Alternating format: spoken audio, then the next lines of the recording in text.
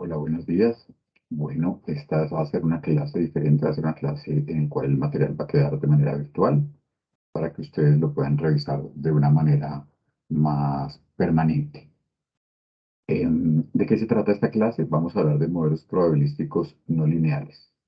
Estos modelos probabilísticos en la literatura se conocen como los modelos Probit y Logit. Entonces vamos a ver cuál es su importancia y para qué se usa. Primero que todo, ¿cierto? Tenemos que ver qué vamos a aprender acá. Pues, en primer lugar, nosotros vamos a ver cómo solucionar el problema que nos surgía en el caso del modelo de probabilidad lineal por el hecho de tener probabilidades que nos quedaban fuera del rango normal. Acuérdense que el rango normal son probabilidades que se encuentran entre 0 y 1. Para eso vamos a ver cuáles son las funciones que permiten acotar esos valores estimados. Acuérdense el ejemplo de la regla en el tablero, cómo utilizamos esa regla para tratar de torcerla y tratar de que los valores estimados se centraran solamente en el rango que nosotros necesitamos porque es el que tiene una interpretación lógica. En ese orden de ideas vamos a ver qué es lo que consiste un modelo Probit y cómo se estiman las probabilidades condicionales en este caso. Vamos a ver también qué es un modelo Logit y cuál es el significado que tiene lo que se conoce como un odd ratio. ¿Listos? Pues bueno, vamos a empezar. Entonces, en primer lugar, vamos a hablar de métodos de estimación. Hasta acá nosotros hemos trabajado con los métodos de estimación diseñados para estimar modelos lineales en los parámetros. Aquí nos vamos a salir un poquito de eso, ¿cierto? Y nos vamos a poner a pensar en, por ejemplo, lo que son los modelos de mínimos cuadrados no lineales, ¿cierto? Y cómo es la interpretación acá, qué es lo que está pasando acá. Pues en este caso vamos a tener unos valores siempre que nosotros estimamos que van a minimizar la suma cuadrada de los errores predichos. ¿Cuál es la diferencia? Noten aquí que en esta forma funcional yo ya tengo es y sub i menos una función de x y de beta. Nosotros podríamos tener una función particular que fuera beta 0 más beta 1 x1 más beta 2 x2 y así sucesivamente. Y en este caso tenemos una función lineal, entonces sería el mismo método de mínimos cuadrados lineales. Sin embargo, no vamos a forzar que eso sea así, sino que puede ser cualquier función, ¿cierto? Entonces, noten que esto ya le pone una complicación adicional a nuestro proceso de estimación. Entonces, para hacerlo, ¿sí? Nosotros vamos a confiar en los algoritmos que se han ideado para estimarlos de manera computacional y pues que nos arroja afortunadamente programas como Stata, que nos arroja programas como R, ¿cierto? Y que nos van a reducir mucho la cantidad de tiempo que vamos a destinar a esta metodología. ¿Qué particularidad tienen estos estimadores? Pues que en general van a tener a ser consistentes, pero ineficientes. En este punto es bueno que revisemos en qué consiste cada uno de esos aspectos y perdónenme la redundancia. Es decir, cuándo tenemos un estimador consistente y cuándo tenemos un estimador eficiente, para que veamos cuál es el problema que estamos enfrentando acá. Vale la pena recordar que un problema que nosotros detectamos en el modelo de probabilidad lineal, pero que probablemente no le pusimos mucha importancia en ese momento porque no afecta la precisión de las estimaciones, es el problema de la heterocedasticidad. Y eso afecta a la varianza, ¿cierto? Entonces eso no lo debemos dejar por fuera de nuestro análisis. Listo.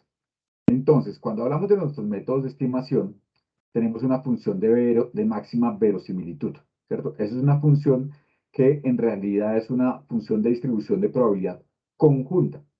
Y cuando estamos hablando de probabilidad conjunta, estamos hablando de diferentes probabilidades que necesitamos que se estimen al mismo tiempo.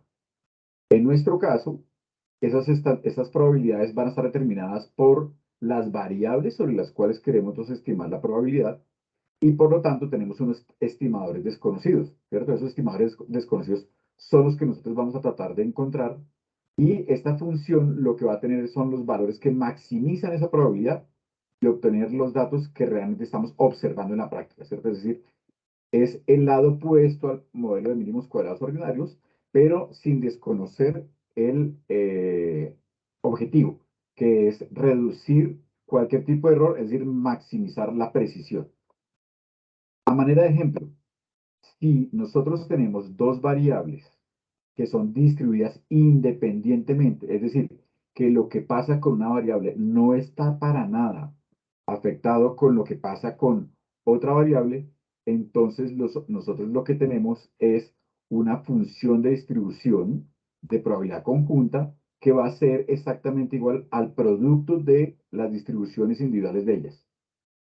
Eso a veces suena de una manera como muy complicada, muy enredada, pero cuando uno lo plantea en forma de un ejemplo, pues a veces le queda más sencillo entenderlo. Entonces, veámoslo. Pues si yo tengo que la probabilidad de llover en cualquier día es independiente de la probabilidad de que caiga sello cuando yo lanzo una moneda, entonces la probabilidad de que llueva y que caiga sello, de los dos eventos, es simplemente la probabilidad de que llueva por la probabilidad de que caiga sello. Noten que es claramente esperable que esas dos probabilidades sean independientes. En la vida práctica hay variables que no siempre a priori podemos tener un conocimiento sobre eso. Por ejemplo, la probabilidad de ser feliz y la probabilidad de tener un alto ingreso probablemente no son tan independientes. Entonces, por eso es que tenemos que tener cuidado cuando hacemos este tipo de análisis. ¿Listo? Entonces, retomemos. ¿Cuál era nuestro principal problema del modelo de probabilidad lineal? Pues en este caso, el problema que nosotros teníamos era que los valores de el modelo condicional al conjunto de variables x, que nosotros dijimos que nos reflejaba la probabilidad de x, es decir, la probabilidad de que se dé un evento dado un conjunto de características asociadas al vector x, ¿cierto? Debe estar entre 0 y 1. Como nosotros vimos en clase, eso estima una probabilidad lineal y una línea recta puede que vaya creciendo o decreciendo. Entonces, en algún momento del tiempo va a salir por fuera del intervalo 0, 1. Entonces, ese es un punto importante para nosotros que tenemos que ver cómo lo solucionamos. Entonces, una elección natural para solucionar esto podría ser la función de distribución acumulada de ese evento. Simplemente que tenemos como restricción que depende de solo una variable. Y nuestros modelos, como ya hemos aprendido, es muy difícil esperar que una variable sea explicada por una sola variable. Por eso hablamos de los modelos multivariados. Entonces tenemos que pensar en algo un poco más completo. Entonces, ¿cuáles son las alternativas que nosotros tenemos? Primero, utilizar una función h, cualquiera que sea, que me genere un único valor sin restricción de su dominio. Perdónenme a ver el typo que quedó. Y segundo, aplicar la función de distribución acumulada al índice, de cómo va acumulando todos los puntajes. Acuérdense que cuando yo tengo una función que me determina cuánto es el valor de la variable para cuando x es igual a 1, cuánto es el valor de la variable para cuando x es igual a 2, y así sucesivamente, cuando llego a n, entonces la función de distribución acumulada lo que me va a decir es cuál es la probabilidad de tener una función que me dé los valores 1, 2, 3, hasta n en la variable independiente. Es decir, acumula todos los resultados.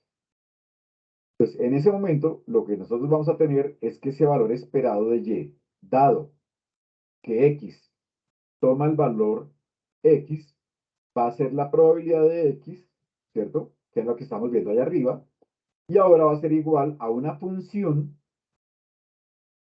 ¿sí?, de distribución acumulada que se construye a partir de h. ¿Sí? Ese h, para efectos nuestros, es el índice que nosotros estamos generando. Pero a nosotros no nos interesa tanto el índice. Yo quiero que ustedes se queden con este mensaje. Lo que a nosotros nos interesa en este momento es cómo ese índice nos transforma unos valores en un conjunto de valores que están en el intervalo 0,1 y que respeta la relación entre las variables independientes y la variable dependiente. Listo. Entonces, teniendo eso podrá tener unos valores que me van a permitir a mí subsanar la restricción que nosotros teníamos, ¿cierto? Entonces nosotros podemos que ese h puede ser un índice lineal, como el que tenemos aquí a la derecha. Fíjense que si fuera así, estaremos moviéndonos en un escenario muy parecido al del modelo de probabilidad lineal.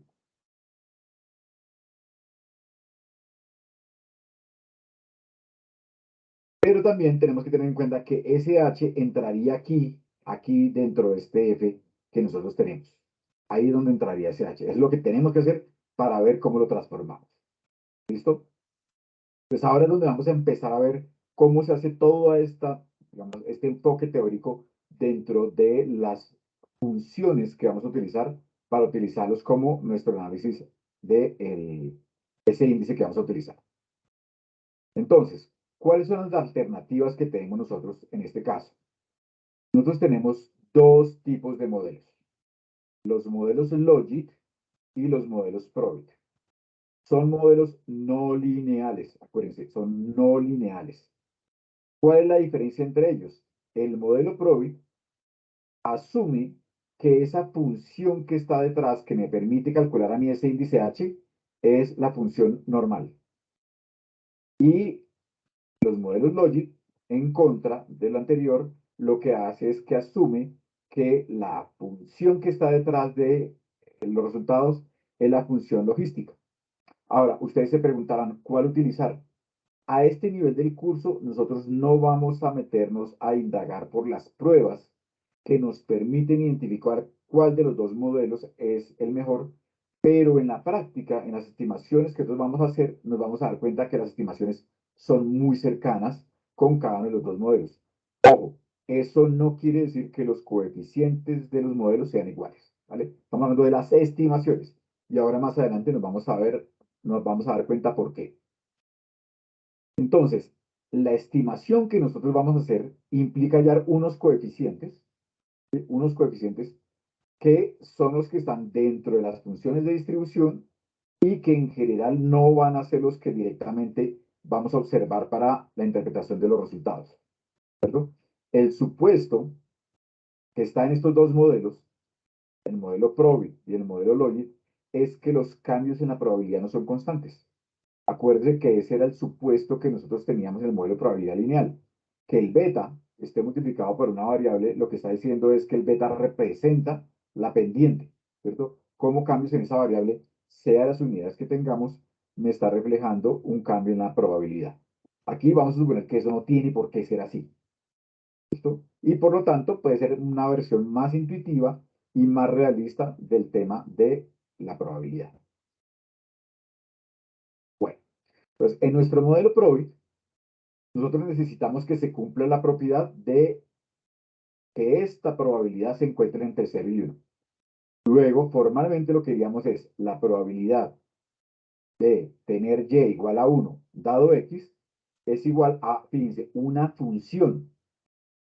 En lo que hemos visto hasta ahora en el curso, de una vez decíamos, es igual a beta 0 más beta 1 x1 más beta 2 x2, y así sucesivamente. Aquí estamos diciendo, no, eso es una función, ¿cierto? De una suma de parámetros que tendremos que estimar. Entonces requerimos que esa probabilidad esté entre 0 y 1. ¿Puede ser 0? Sí. ¿Puede ser 1? Sí. La circunstancia normal es que se mueva en ese rango. No quiere decir que si está en los extremos sea peor o mejor. No. Eso depende de las condiciones de cada modelo, de cada problema que queramos analizar. ¿Listo? Si eso lo logramos, fíjense que lo que nosotros vamos a tener es que la probabilidad va a estar marcada por esta línea azul. Es una probabilidad que empieza en 0, empieza después a crecer y luego llega hasta 1 y se mantiene en 1. ¿Qué es lo que nosotros observamos en los datos?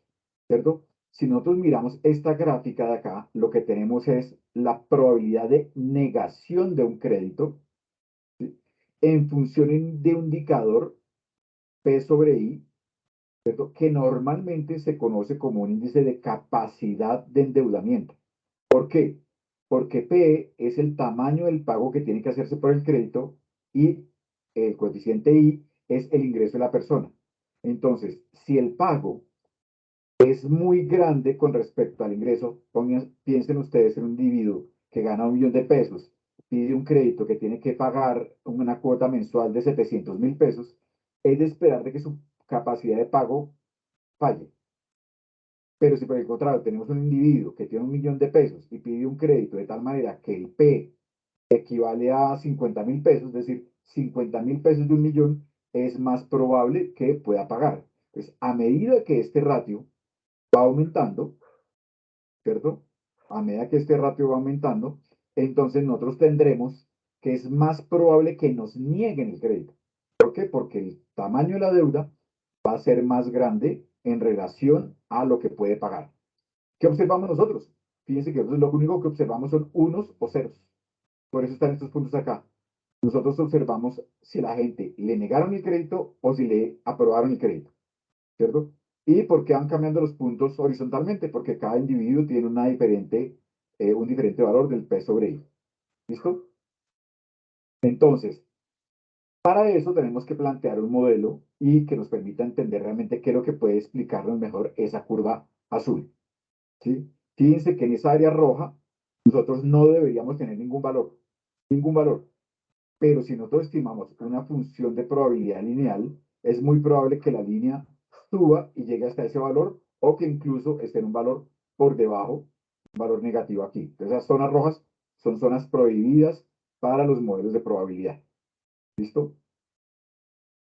Bueno, entendido eso, lo que vamos a ver es que en el modelo Probi, que me va a estimar la probabilidad de que Y tome el valor igual a 1, donde 1 en este caso, ¿qué era? La probabilidad de que me nieguen el crédito. ¿Cuándo determino yo el valor 1? Cuando yo defino qué es lo que yo quiero observar. ¿Cuál es la probabilidad de que se divorcie? ¿Cuál es la probabilidad de que repruebe? ¿Cuál es la probabilidad de que deserte el niño? ¿Cuál es la probabilidad de que se contagie del virus? ¿Cuál es la probabilidad de que maltrate a su familia? ¿Cierto? ¿Cuál es la probabilidad de que delinca? ¿Sí? En esos casos, siempre el valor 1 es la variable que estamos definiendo nosotros y lo supeditamos a un conjunto X. Entonces, eso me estima una función de probabilidad que fíjense que está dada por un phi, ¿sí? Que va a ser dependiendo de la suma de los parámetros. Y ese phi es nuestra función de distribución. Lo vuelvo a repetir para que nos vayamos familiarizando con la idea de que en este caso nosotros no tenemos un valor que vamos a interpretar directamente. Entonces, cuando phi hace referencia a la función de densidad acumulada normal, ¿cierto? Lo que nosotros vamos a utilizar para calcular nuestras probabilidades, la suma de los coeficientes, ahora vamos a ver cómo funciona eso, y la tabla de los valores Z, esa tabla que está al final de los libros de estadística, pero pues que nosotros ya vamos a ver cómo podemos obtener el valor más rápido utilizando pues nuestro programa del curso. Ojo con esto. Nosotros a partir de la estimación que podemos hacer en Stata, vamos a poder identificar el signo del coeficiente y por lo tanto el sentido de la probabilidad. ¿Qué quiere decir esto? Si yo tengo una variable, por ejemplo, que tiene que ver con distancia a la capital, en un modelo donde la variable dependiente es la probabilidad de que le nieguen el crédito, y este coeficiente es positivo, lo que me está diciendo es que a medida que aumenta la distancia a la capital, aumenta la probabilidad de que le nieguen el crédito. ¿Sí? Si por el contrario, yo tengo una variable que puede ser, por ejemplo, la edad, y tengo que el coeficiente de esa variable es negativo, la interpretación es, a medida que aumenta la edad, ¿cierto? Se reduce la probabilidad que le nieguen el crédito, ¿vale? Entonces vamos a ir viendo esto con un ejemplito, ¿cierto? Pero lo que es más importante es que nosotros, aquí no es suficiente el tamaño del coeficiente y por lo tanto no se va a interpretar, ¿listo? ¿Qué es lo que no se interpreta? El tamaño del coeficiente. En un modelo probabilístico tipo Probit o tipo Logic, no se interpreta el tamaño del coeficiente. Nosotros interpretamos el signo y luego hacemos unos procesos que vamos a aprender a hacer hoy para poder interpretar cuál es el tamaño o la importancia que tiene esa variable a la hora de explicar esa probabilidad. ¿Listos? Bueno, entonces, ¿cómo va a ser el procedimiento en el caso del modelo Probit? Hasta aquí, fíjense, vamos a hacer un pequeño resumen de lo que llevamos. Primero dijimos, tenemos problemas en el modelo de probabilidad lineal porque nos puede generar estimaciones fuera del rango, digámoslo, esperable, que es el rango 0 a 1, y además tiene un problema de heterocedasticidad que todavía no hemos dicho cómo lo vamos a solucionar. En segundo lugar, decimos, si queremos acotar esas probabilidades entre 0 y 1, necesitamos unos índices, unas funciones, unas maquinitas, ¿cierto? Unas cajas negras que nos permitan transformar esa variable. ¿Cómo lo vamos a hacer? Vamos a buscar dos funciones que me sirven para eso. Una primera función es la función de distribución normal y con eso vamos a utilizar la función de densidad de probabilidad acumulada, es decir, la que nos va llegando hasta el valor 1. Esa nos va a permitir estimar e interpretar los coeficientes de los modelos PROC. Y luego vamos a ver qué pasa cuando hacemos uso de otra función como la función logística. Entonces, lo primero que nosotros vamos a sacar es que una vez que hacemos la estimación del modelo, lo primero que tenemos que hallar es la suma de los coeficientes para poder hallar el valor z. Esa suma de los coeficientes obviamente lo tenemos que hacer ponderando por los valores de la variable. Segundo, con ese valor z vamos a obtener una probabilidad a partir de la función de densidad. En este caso, pues es la normal, ¿cierto? Que va a ser exactamente hasta el punto z toda el área que está a la izquierda. ¿Sí? Para los que se acuerdan por allá de estadística, se acordarán que el área que queda exactamente debajo de esta curva es exactamente igual a 1. Entonces, eso es lo que nos va a decir, oye, es una fracción de ese 1, entonces con eso vamos a tener una probabilidad acotada en este caso.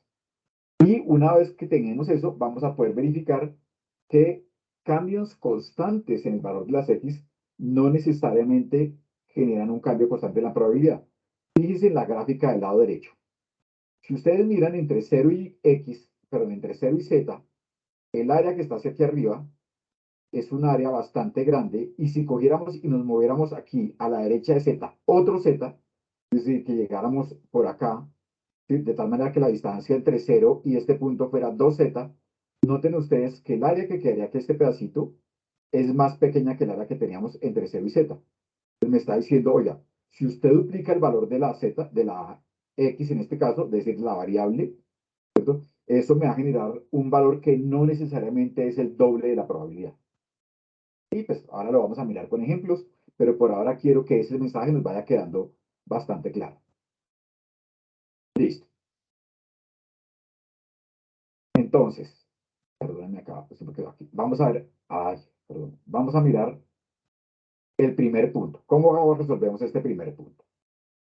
Entonces, yo voy, ¿cierto? Y después lo vamos a mirar, lo podemos probar manualmente. Por ahora necesito que ustedes me crean a mí, ¿cierto? Yo hice una estimación de un modelo donde la variable dependiente es que me nieguen el crédito en función de dos variables. Este es un ejemplo que trae un libro que se llama el libro de Stock y Watson. Es un libro bastante bueno para este tema, por si alguno de ustedes lo quiere consultar, ¿cierto? ¿Cuáles son las variables que en este momento yo creo que pueden afectar esa probabilidad? La primera, ¿cierto? Según me dice el libro, es la capacidad de pago. Acuérdense que dijimos que P sobre I es un indicador que entre más grande sea, quiere decir que la persona tiene menor capacidad de pago. Es decir, que la cuota pesa mucho más dentro de su ingreso.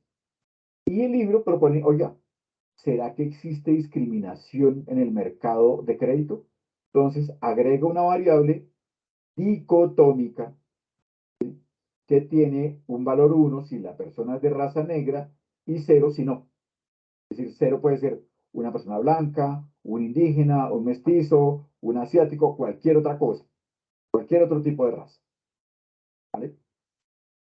Y me da, cuando yo estimo esto en mi modelo, no hemos visto cómo se estima, eso no es nada complicado, solo es cambiar una palabra en nuestra programación, ¿cierto? Me da una constante de menos 2.26, una coeficiente para la variable P sobre I de 2.74 y un coeficiente de la raza negra de 0.71 y debajo pongo sus errores estándar. Acuérdense que los errores estándar también me permiten a mí mirar si los coeficientes son significativos. Esto lo podríamos mirar. Si ustedes miran rápidamente se dan cuenta que la razón entre el coeficiente y los errores estándar de las variables es mayor a 2, entonces estamos tranquilos.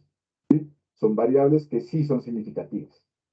Entonces, con eso en mente, por ejemplo, debajo de este P sobre I 0.3 y para las personas de raza blanca, ¿qué pondríamos?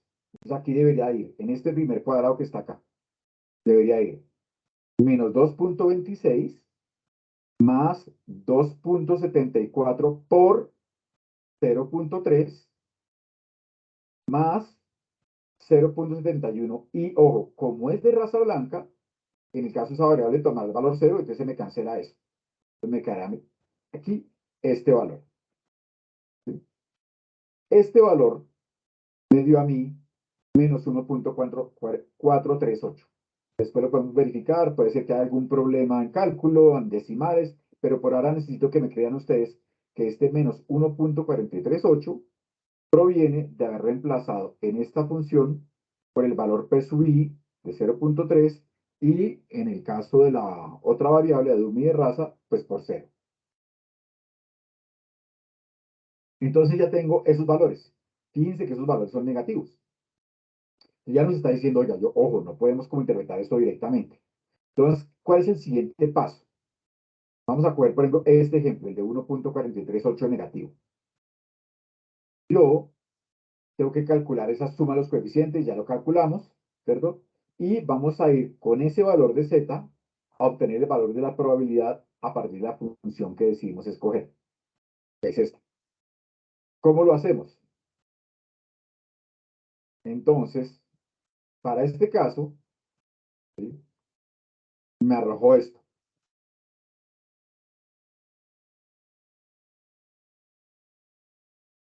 Voy a ir a la tabla, ¿cierto? Fíjense que me dice menos 1.43, verticalmente busco el 1.4 negativo, horizontalmente busco el 0.3 y eso me da 0.0764.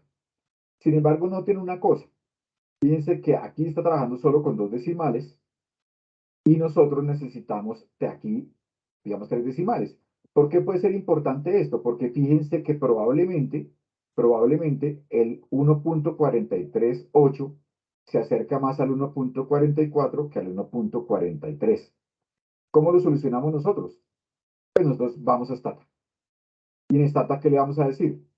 Display, o su abreviatura dis, norm, digo normal, puede ser las dos, generalmente funciona solo normal, pero pues ustedes pueden probar. Entre paréntesis pegado aquí no debe haber espacio y el valor de z que ustedes van a dar es de menos 1.438. ¿Sí? Cuando hagan eso, ustedes van a encontrar que les da este valor. Entonces eso quiere decir que la probabilidad que le nieguen un crédito a una persona que es de raza negra,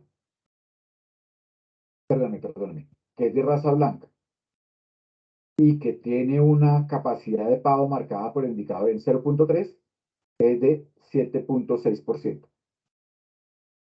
Si nos moviéramos horizontalmente hacia la derecha aquí, entre las personas de raza blanca, ¿qué debería pasar con la probabilidad a medida que aumenta el indicador P sobre I? Pues los que han captado la idea de esa variable se darán cuenta que la probabilidad de que nos nieguen el crédito sería más alta. Sería una probabilidad, digámoslo, más adversa para la persona que solicita el crédito. ¿Cierto?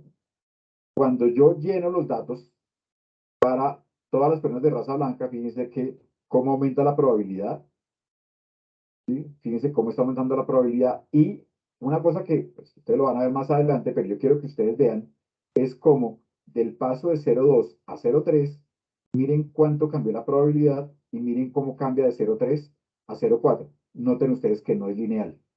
¿Sí? De 0.4 a 0.5 tampoco es lineal. Cuando yo calculo el mismo coeficiente, pero para la persona de raza negra, ¿sí?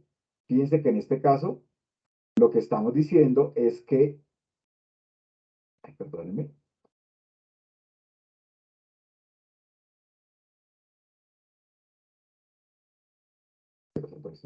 cuando tenemos a la persona de raza negra, ya no solamente tenemos que buscar el coeficiente de la variable P sobre I, sino también tenemos que reemplazar por el coeficiente de la variable de raza, ¿cierto? Devolvámonos y lo miramos el modelo, ¿cierto? El modelo, vamos a volver adelante, aquí está el modelo.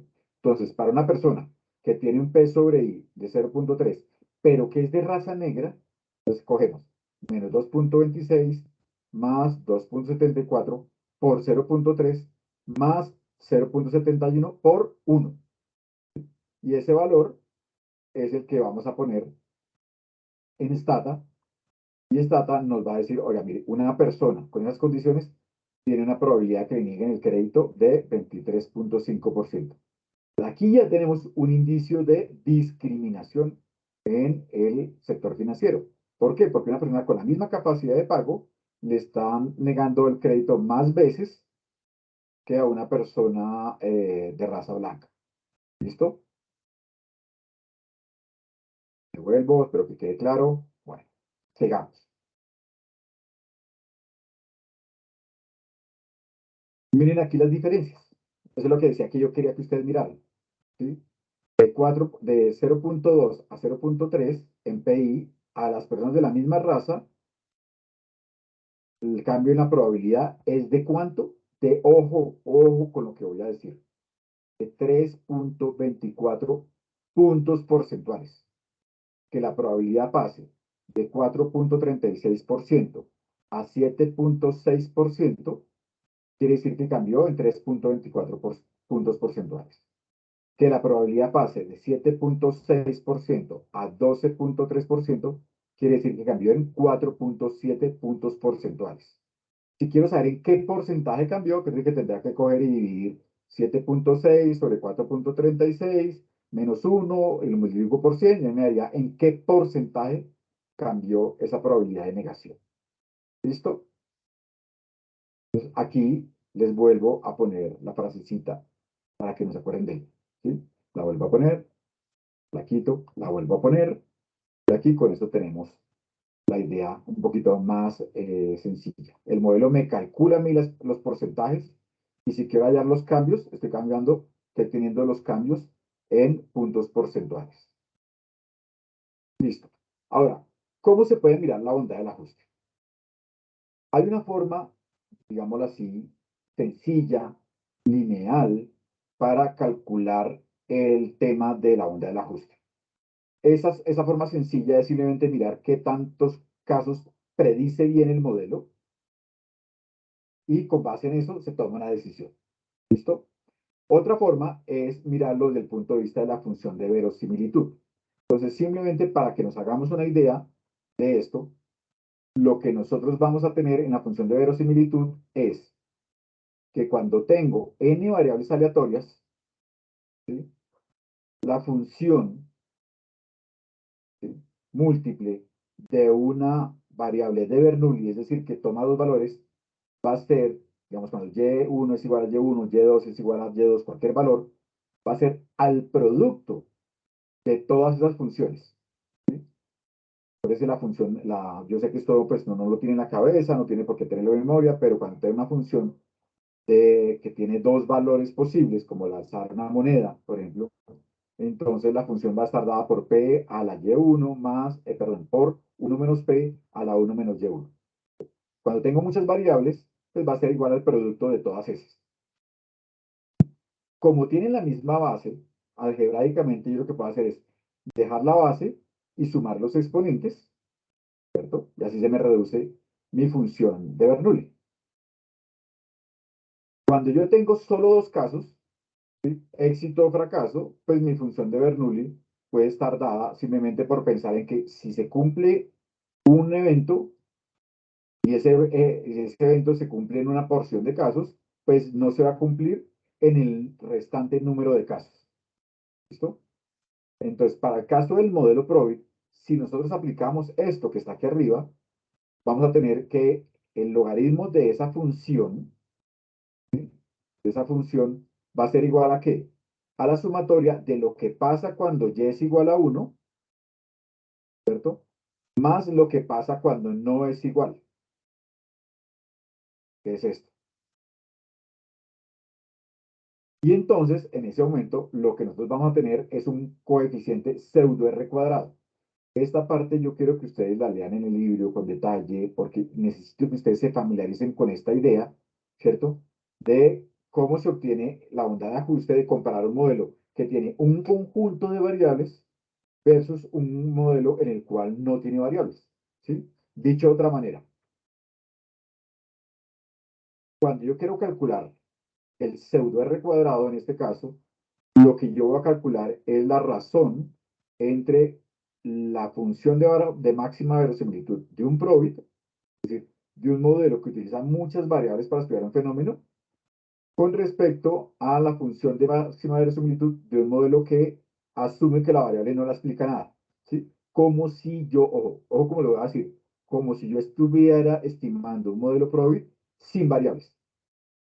De la razón de esos dos logaritmos, ¿cierto? Sale un valor y a 1 menos ese valor va a ser mi R cuadrado. ¿Sí? Y ahí es donde yo quiero que ustedes vayan y miren que este sería el modelo que yo lo estimo, la probabilidad sin variables, y este sería el modelo que yo estimo con variables. Es algo parecido a la metodología que está detrás de una prueba F de significancia conjunta. La prueba F de significancia conjunta es cuál es la suma de los residuos de un modelo con muchas variables versus la suma de los residuos de un modelo que no tiene ninguna variable. Pues en este caso, el R cuadrado va a poder salir de esta manera. Cuando veamos esta, vamos a ver mecanismos ideales, perdón, complementarios para mirar la bondad de ajuste de este modelo. ¿Listo? Bueno, entonces, hasta aquí, digamos, lo que nosotros ya tenemos es una idea general de cómo se interpretó el modelo PROBI y cómo se estiman los coeficientes y más o menos una guía de cómo será la banda de ajuste. Ya después nos vamos a meter con los datos, ¿cierto? Pero por ahora necesito que eso quede bastante claro. Obviamente esto, la función de esta clase no es reemplazar a todo el conocimiento que está en el libro, es complementarlo, interpretar un poquito más y pues después pues vamos a ver si existen algunas dudas al respecto. Ahora vamos al segundo modelo, el modelo alternativo. El modelo alternativo es el modelo Logic. Ese modelo Logic es un modelo que tiene la misma mecánica de lo que hemos hecho hasta acá. La diferencia principal es que ya no vamos a depender de la función de distribución normal, sino que nos vamos a quedar con la función de distribución logística. Es una función de esta manera, fíjense que se parecía a la de la normal, a la acumulada, solamente que su forma funcional es esta. Y va a ser igual a 1 sobre 1 más e a la menos x. Esta función, ¿cierto? Fíjense que esta expresión que está arriba es exactamente igual a la anterior, solamente que yo le hice un truquito, ahorita lo vamos a ver. Pero por ahora lo más importante es que ustedes vean que esta función está acotada. ¿Sí? Está acotada entre 1 y 0. ¿Y de qué va a depender el valor que tome la función? De en qué punto estamos nosotros en esta escala. ¿Listo? Entonces, ¿cómo llegamos de una a la otra? Entonces, si yo tengo esta función, que es exponencial de z sobre 1 más exponencial de z, si yo divido arriba y abajo por exponencial de z, arriba ¿qué me va a quedar? Me va a quedar exponencial de z sobre exponencial de z, me queda 1, y abajo me va a quedar 1 más exponencial de z sobre exponencial de z. ¿Sí?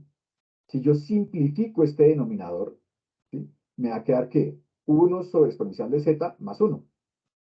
Y para dejarlo sin dos términos, pues esto es exactamente igual a 1 sobre 1 más 1 sobre exponencial de z, que es lo mismo que decir exponencial de z a la menos 1.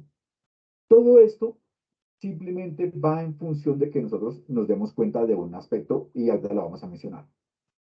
¿Cuál es el aspecto?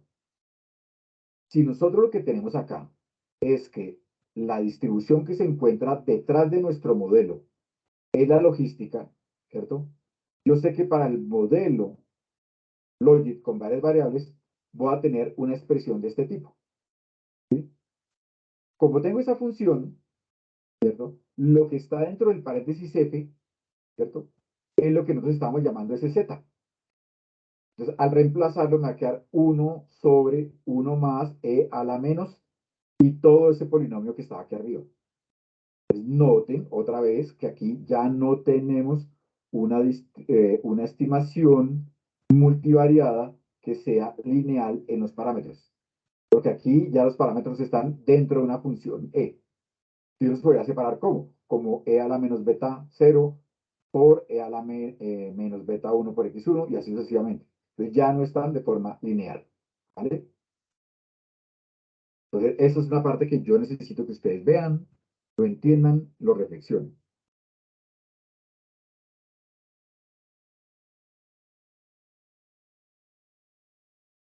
En este modelo Logic, yo tengo una expresión de esta manera, ¿no?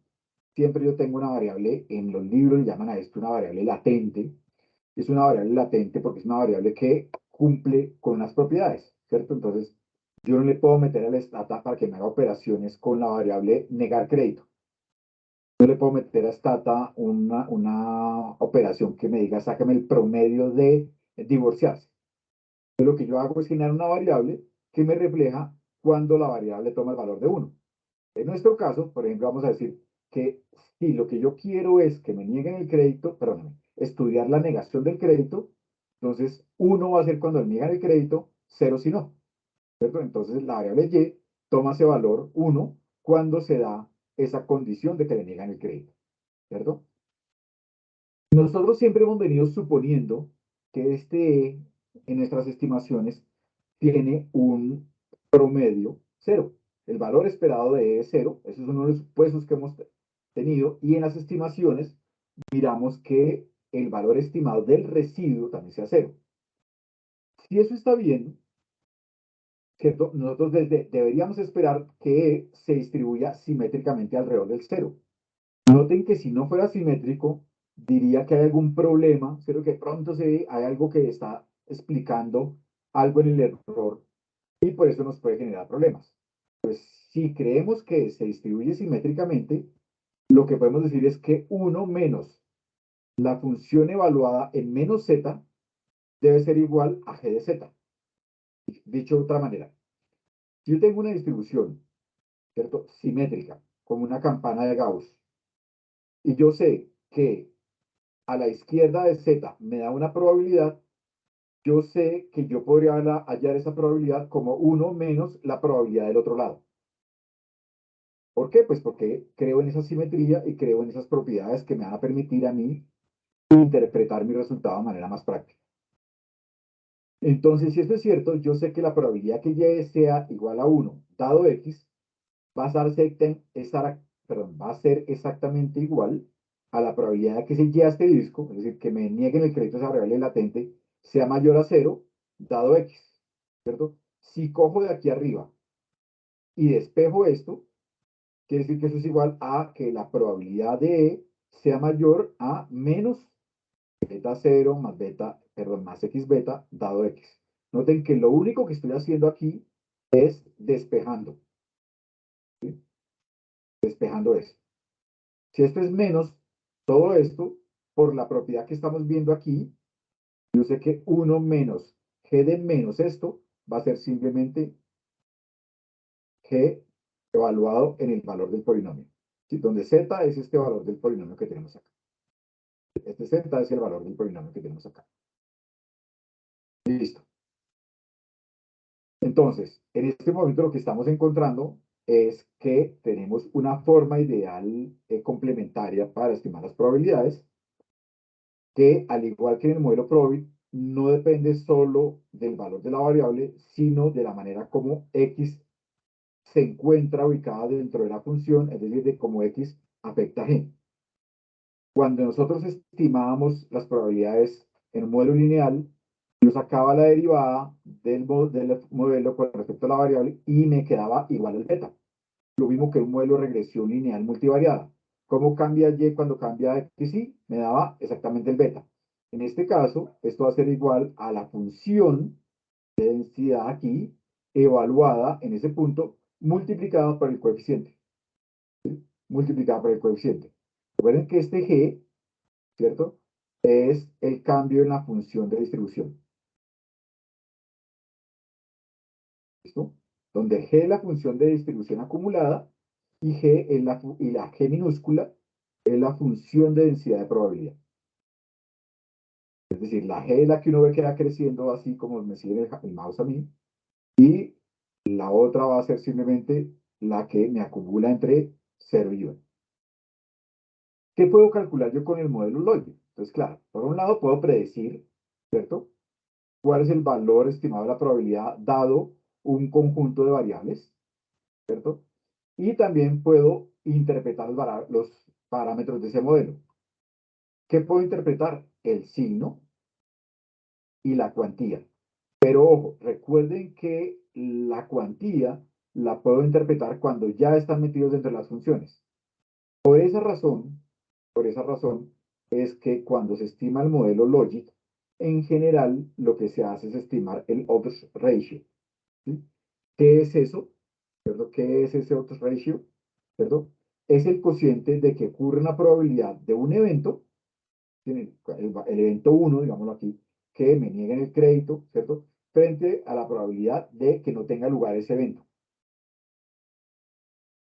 Dicho de otra manera, es el número de veces que es más probable que ocurra un fenómeno con respecto a la ocurrencia de otro fenómeno. Digámoslo de una tercera manera. Ejemplo, supongamos, supongamos que la probabilidad de que llueva sea de 0.7.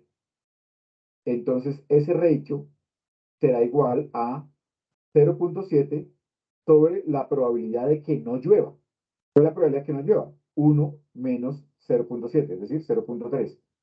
Si yo divido 0.7 sobre 0.3, eso me va a quedar aproximadamente 2.3, algo así. Es decir, que la probabilidad de que llueva con respecto a que no llueva es aproximadamente el doble. ¿Vale? Esa es la forma que es más útil de interpretar los coeficientes en el modelo de Logic. ¿Listo? Entonces, ¿qué es lo que está haciendo el modelo, el odds ratio? Está calculando la probabilidad de que sea un hecho sobre 1 menos la probabilidad que se dé ese otro hecho, ¿cierto? Si ustedes trabajan con los coeficientes y los simplifican, se van a dar cuenta que eso va a dar una expresión de este tipo. Obviamente, si queremos ver la razón entre diferentes odds, pues me va a quedar de esta manera. Pero pues eso es un poquito ya más complicado, ¿cierto? Ya uno va a confiar, ¿cierto? En las salidas que nos arroja Stata para entender qué es lo que me interesa más a mí. Así que ustedes puedan entender cómo es que ese resultado va a ir cambiando nuestras probabilidades estimadas y a partir de eso, pues vamos a ver cómo podemos estimar nuestros modelos. ¿Listo? Bueno, por ahora dejo aquí y después vamos a mirar las aplicaciones que hay del uso de estos modelos en Stata. ¿Vale? Descansen. Chau.